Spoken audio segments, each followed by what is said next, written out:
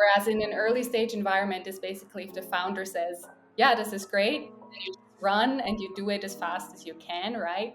Whereas like here or in a scale up environment, you definitely still want to be fast, but there's this big part of bringing everyone along on the journey that, yeah, if you miss that out, then, things are not going to end well.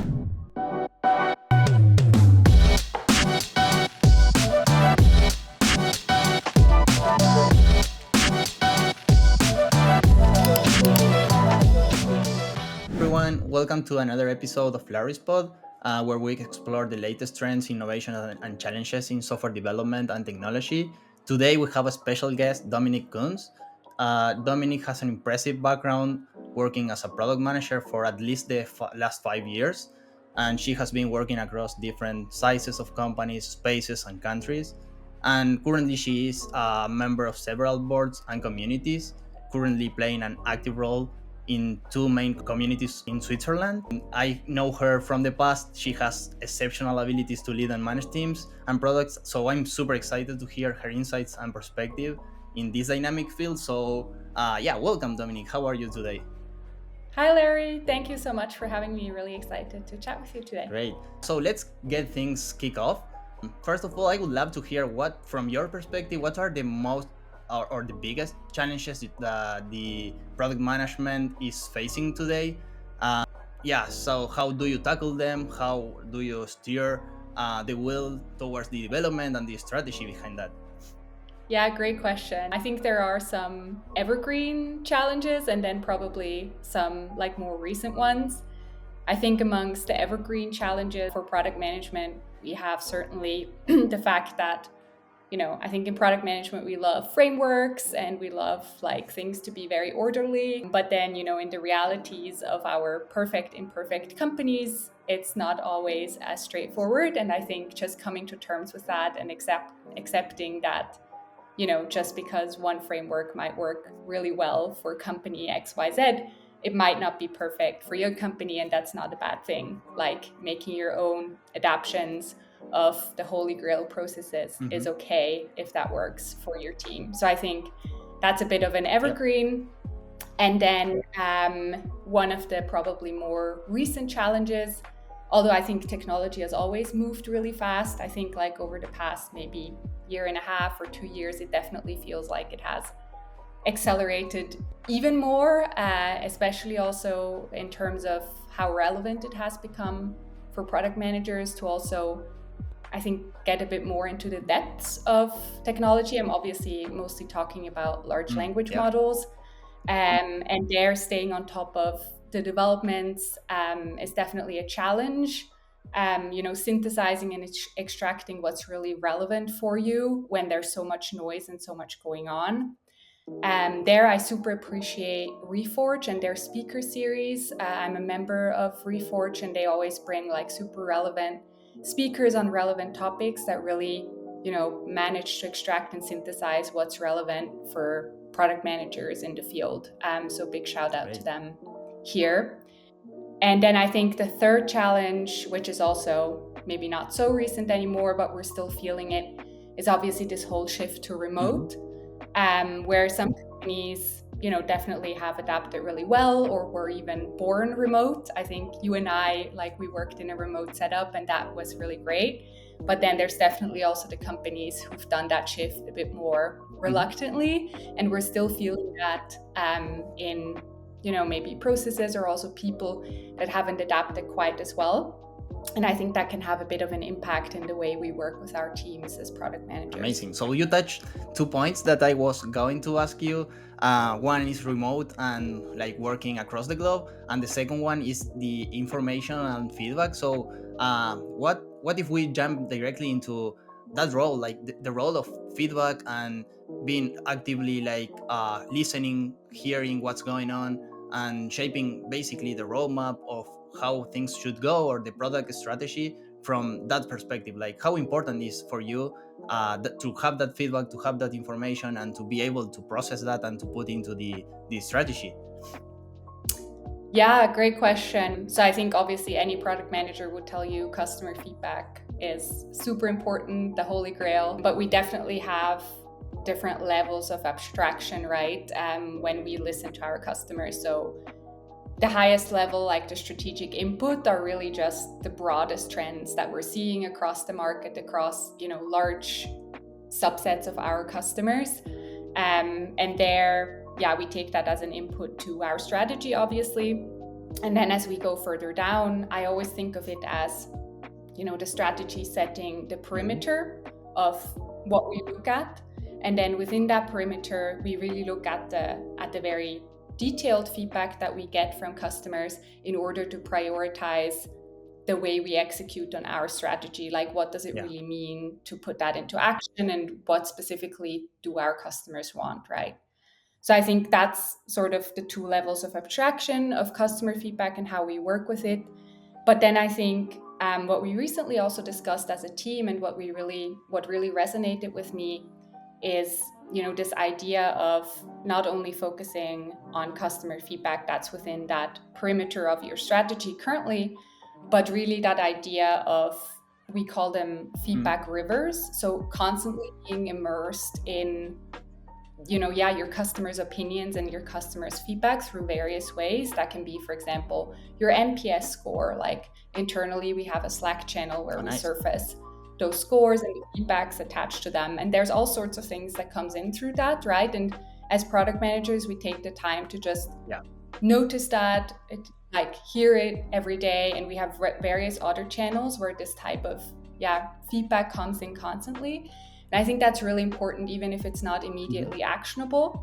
It's important for us to be immersed into that feedback because it helps us to build product intuition and really build empathy for our customers across, the whole problem space, and not only what we're currently Sure, that makes on. sense. Also because the best way to iterate towards what people really need is listening and trying to apply that as quick as possible. It might happen that you end up doing that, I don't know, 2 months later, but still you have it on your radar and you know that's coming at some point in time. So love that. Great. Thanks for that, Dominic. Absolutely. Great. And then the second one that you also mentioned briefly, like working remote with teams. How I'm super interested on how do you address like the part of building like a strong culture when you have remote teams. I know from the current position your team is mainly in Switzerland, but you also have members in the United States, in United Kingdom, and I guess so many other countries. So how do you manage those? How do you build that culture? Those companies that were, as I said, like born remote, and those that, adopted remote, just because they sort of had to. And there, I think the culture building is definitely a bit more of a topic, because there is a big chunk of people that, started out at the company as like an office company, and that's for them how they built their culture, how they get to know their colleagues. And now all of a sudden, they have those colleagues from overseas, and how do you manage that, right? And so I think currently, I do think obviously like that physical encounter is still a really big part of that. At my current company, we have this like really fantastic on-site once a year that's really, they put a lot of effort into it, and it becomes this really unique experience where people forge memories together. And I do think, although it only happens once a year, I think that is really a crucial part of where people really get to know each other. And then we're also encouraged, like in our smaller teams, to bring everyone on site at least once a quarter, which I think also helps and is really nice. But then beyond that, I think it is really important that we take the time to get to know people as people, right? Even if they are remote. So it's those very small things, right? Like I remember we used to do our remote happy hours where we would like play games, and you make the space to actually talk about people's cats and their upcoming wedding and whatever. So it's really, I think, pretty, I don't know, maybe a bit cheesy. And I think we should definitely not force it onto people, right? I think if people don't want that, then there's other ways. But I think if the team's open to it, those things are definitely super important. And then setting really clear standards on how we communicate remotely, especially if the team is not used to remote work, I think is also like really crucial, because I've seen quite a few struggles emerging from people not being great writers because they're like used to communicating orally all the time. And so there, I think you really have to also upskill your people to be able to express stuff in an Yeah. async way. So yeah, that people don't have to be online and constantly, hop on meetings and have a ton of meetings to compensate for the remoteness, basically. Yeah, so I think those would be sort of my Yeah, main that's points. that's interesting because it also connects super close to managing cross-functional teams, right? Like I feel like understanding what people needs, how they behave, what they really like doing. I mean, maybe someone really likes chatting but not joining on a call, like, and that can happen at different levels. So I guess from the product management side of things, it's also a challenge on how to make these teams when they are diverse and cross-functional, like to be on top of their performance and be actually motivated and engaged and how to collaborate. That's also probably something that's challenging you right now, right? Yeah, for sure. Yeah, and I think that's probably often the best and sometimes the worst part of being a product manager, needing to work with people who are very different Mm-hmm. from yourself. But yeah, I think as with customers, also with our teams, it really starts with Mm-hmm. empathy. Um, Really understanding first, like what's important to this Yeah. person as a person, right? Like why do they do what they do? What Yeah. ambitions do they have in the company? Then what matters to them as part of their role or Mm-hmm. discipline, right? Like as a front end engineer, what do Yeah. they care about? Do they care about the component library being up to date and so forth? What are their pain points? I do think, I mean, people have varying opinions on this, but I do think it's good as a product manager to get a bit into the weeds of, yeah, like how do we deploy our product? Does this work well, or is it a big pain point for the engineers? Like how do our designers access, you know, Yeah. research and users do usability tests with? Because I think with that you build the empathy of like what are their problems and their daily struggles, and what does their day to day really look like. And then as a Mm-hmm. last thing, and that I really only realized when I joined a scale up, because I think that's a bit more Mm-hmm. prominent there, is also what are Mm-hmm. the incentives that are created for that person, right? Like is developer Yeah. productivity measured, or like, what does the developer organization emphasize? Do they emphasize really clean code, Yeah. performance? Like, and I think understanding those incentives is also a really big part of making sure that your cross-functional team aligns. Because if people have different incentives and optimize for different things, that can really lead to conflict in the long term if you need to work together. So yeah, that to me is really the Mm-hmm. basis of like empathy and understanding who are the people that you work with and what matters to Yeah. them. And then from there, everything else sort of builds out, I think, in terms of setting the right goals and expectations and hopefully making them Yeah, successful. I love Yeah. that. That makes me remind like something we've been always like trying to understand is how do you set that like team agreement, right? Because once the team is there, or once you form the team, it's like you need to set like the basics for everyone to feel comfortable to be at their best, and that's first with empathy, as you were saying, but and also like trying to build that agreement where everyone can interact with each other no matter the situation or the mindset or the toolkits they already have, to then like from there start building. So yeah, I love that. And I guess this leads me to almost the last question I have for you today, Dominique, which is like, because there might depend on the size or the stage where the company is, like for example early stage companies versus the scale up company and bigger corporations like in your case right now. So for a product manager is completely different depending on the stage of that company. And so how do you manage as the role of product manager that you have, how do you influence the company itself, or the teams, to make this a huge success and be able to have people like motivated? Yeah. Great question. So, I mean, I transitioned from very early stage companies to scale ups, right? And so I can definitely talk about the transition from that perspective. And I think, firstly, one thing I definitely realized is the grass always looks greener on the other side. So like when you're an early stage PM, like probably pre-product market fit, you're like, oh, if only I had users, then I could actually, test what I'm shipping and everything would be so much easier.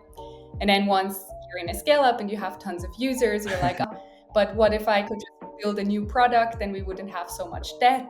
And like all our users, they're very Yeah, demanding, and what if they don't like what we're building? So that's like, funny. yeah. And now Yeah. I can comment, grass is equally green on both sides, right? Like both sides have their pros and cons for sure. But I think it's super important to realize that, yeah, like what makes you successful with your team at a very early stage is definitely not the same thing Mhm. that'll make you successful later down the road. I think as an early stage PM, you often cover a variety of roles, right? So you'll do the user research, you'll probably do like QA and requirements, you like sometimes even do designs and whatever. And that's good, like, because it makes your team fast, it makes you understand all the different aspects of the problem, and that's, you just need to fill the gaps Mhm. that your team has at that point. But then moving into a scale up, and I think this is really what happened to me, I did not realize that now there's Yeah. people to like do all of those So you different try to things, right? keep To do the doing user all research. these multiple hats. Okay. Exactly, exactly. And that's just not that's not Hmm. efficient, and also it's just not good because you're not the expert Yeah. at all of those things.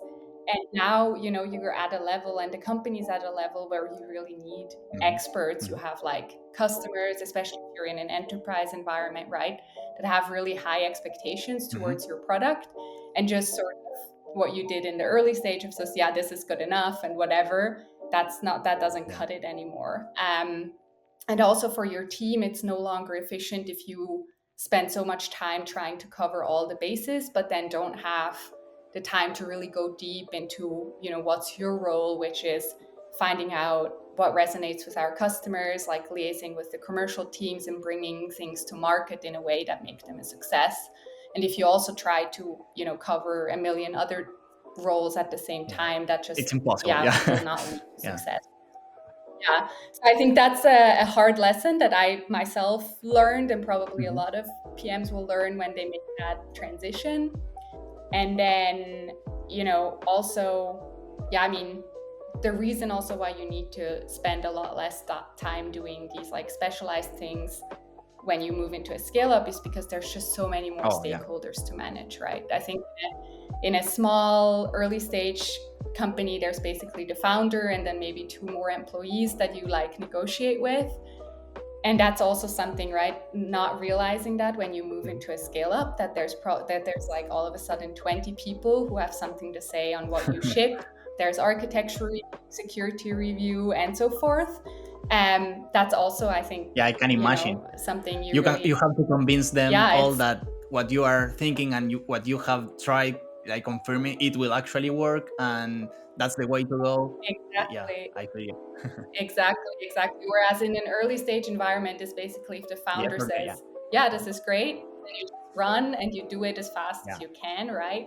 Whereas like here or in a scale up environment, you definitely still want to Hmm. be fast, but there's this big part of bringing everyone along on the journey that, yeah, if you miss that out, then things are not going to Yeah. end well. And that's definitely like a lesson that I learned, and that I now super enjoy. Like, I think it's really cool to have all these really specialized people that lend their expertise and that you can Hmm. learn from.